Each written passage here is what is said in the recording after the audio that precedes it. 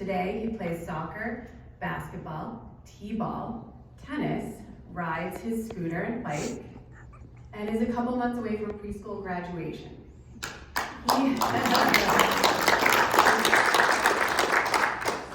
He and his sister are excited to attend kindergarten in the fall.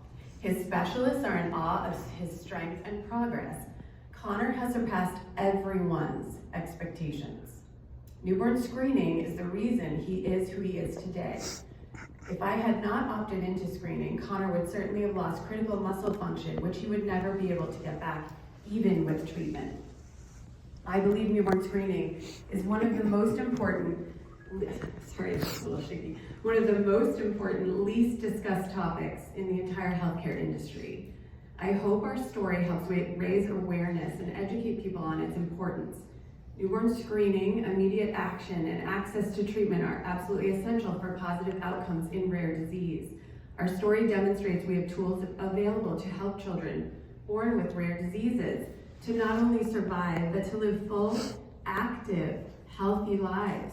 And that begins with newborn screening. So thank you.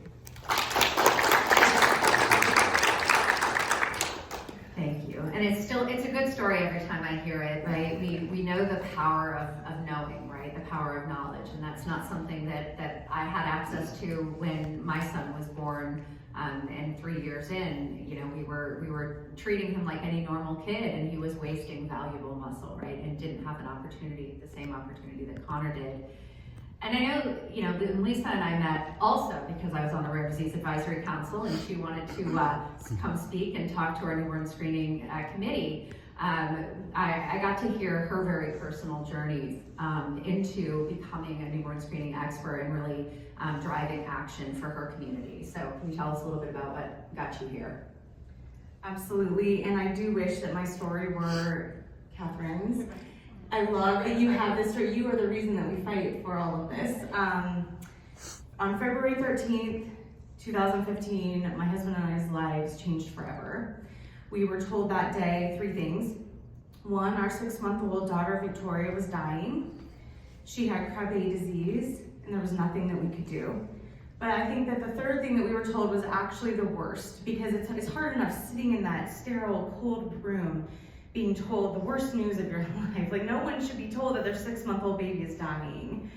And so we pressed the neurologist. We said, what do you mean? Like, what do you mean there's nothing we can do? This is 2015. And she looked at us and she said the words that are actually now the root of my PTSD as well. I'm fine saying it, don't worry. But she said if you had caught it at birth, you could have treated it. And she did, she said it compassionately. I don't say that to, I'm not mad that she said it.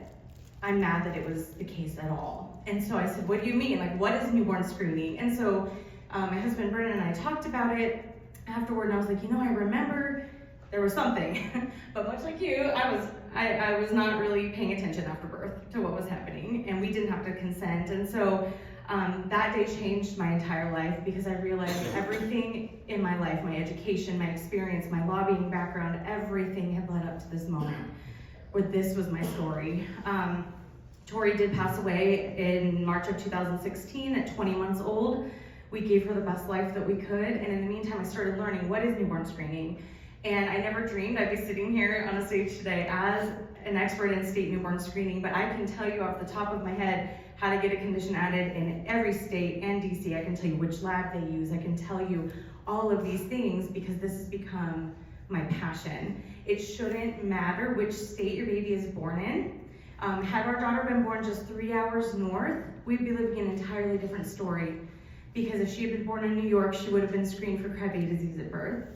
And so I can't handle the idea that, especially with the dissolution of the ACHDNC, with the ways that different state laws are written regarding adding conditions, there are some states that now cannot add a single thing because of poorly written laws. Well, I shouldn't say poorly written.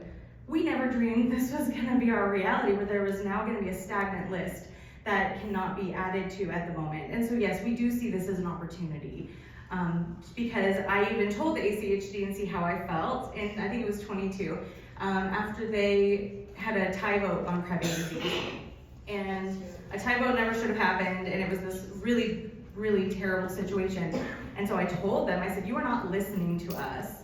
You are not listening to us. You are not doing what the communities actually want. This process needs to be revised. And so there is that silver lining, like Christina said, there is that silver lining that maybe we can make something better. But right now, especially on the state advocacy side, it's all very murky. And I think some states will be better off than others, but that's exactly why the RUSC was created. Back in the early 2000s, the ACMG started this list because there were some states that were only screening for 4 things and others that were screening for 20 or 30. That's not okay. Access to these treatments, to the treatments like Lenmeldy for MLD that I've seen these kids, access to clinical trials like for Krabbe disease, where that's the only option. I can tell you, well, I can't really tell you what it feels like to be told that there's nothing you can do for your child, like that powerlessness that still haunts us. And so I want to do whatever I can to help different advocacy groups get their conditions move forward in a scientific and evidence-based way. Thanks, Lisa. So everybody can tell that we have a lot of reasons to be here, right? We have, gratitude, but also, hope for the future for other babies born with rare diseases, where there are treatments and there are things you can do about them earlier in time. And we talked